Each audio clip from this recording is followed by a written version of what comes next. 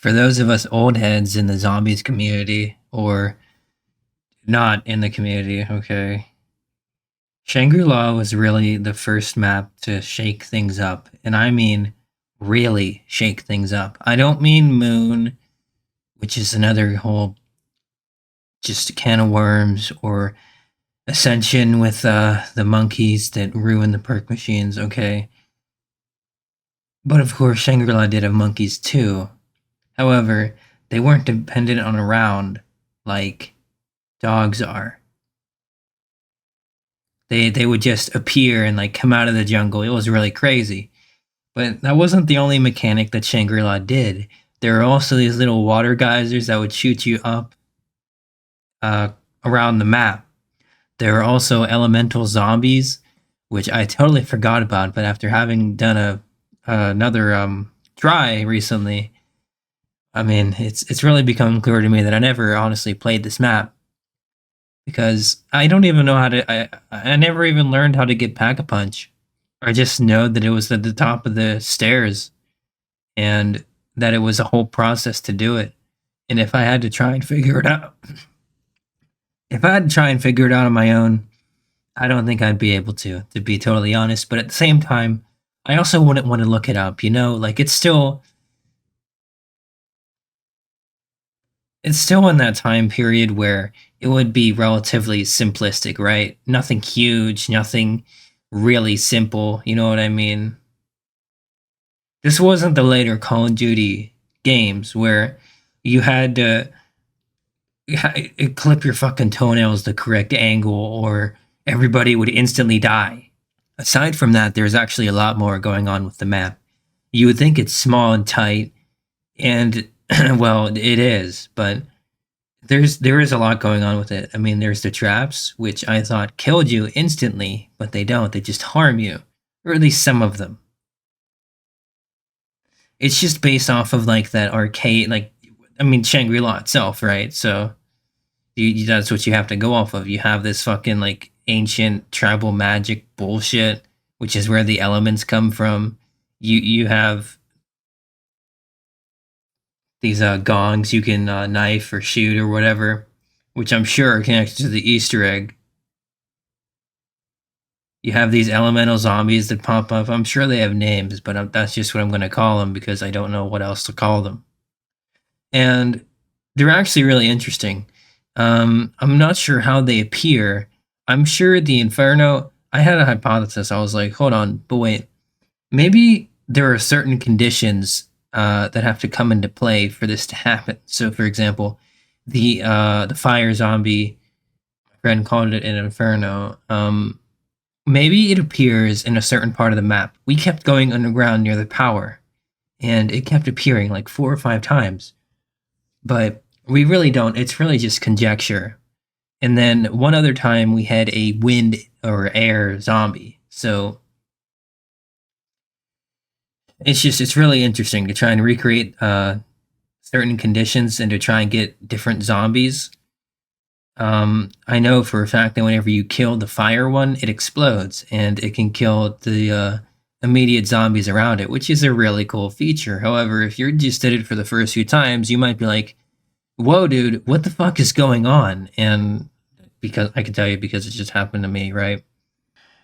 So I think as a kid, I really fucking hated the map. As an adult, I've kind of come to understand it a little bit more. I don't really hate it as much per se. I know it's complicated. It's there's a lot going on, but that's not a bad thing. That's not a bad thing, okay?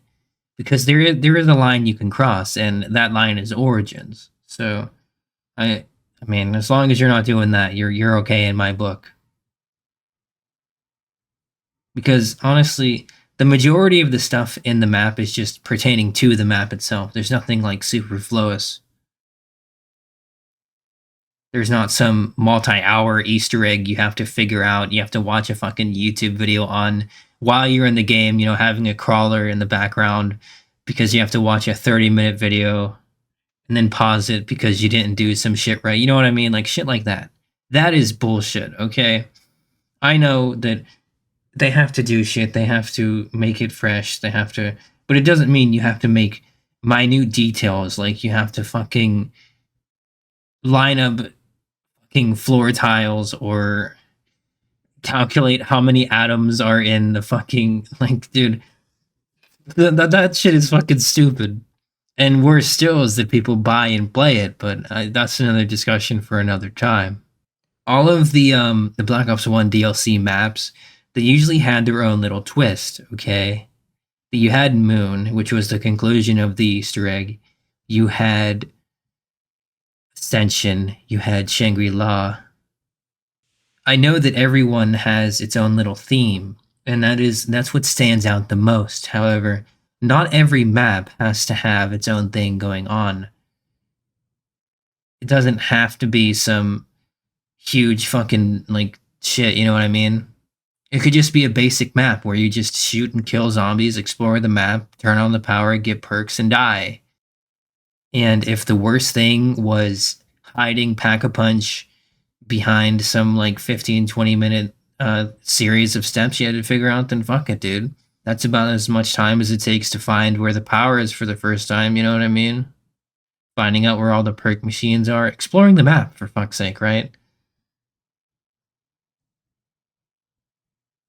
I'm sure there's probably a ton more reasons people can dredge up from way back in the day to say, oh, well, we actually hate it because of this, this, and this, or you've actually been wrong this whole time. But I feel like I nailed a good few of them. There's just going to be a lot of pushback because it's new, because the map is tiny, because there's a lot of shit going on people don't understand, and, you know, people fear what they don't understand or some shit, right? I guess to just to leave it on a positive note, I would have to say it was a refreshing bit of inspiration and kind of a red herring, actually, for maps to come.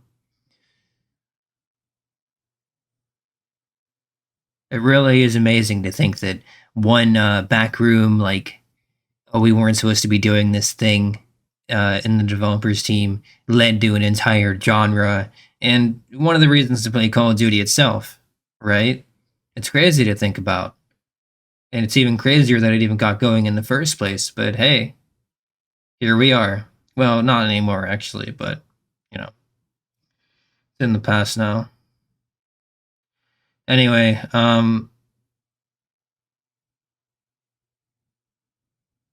mean, yeah, dude, this map was fucking crazy at the time, man. Especially considering everything else.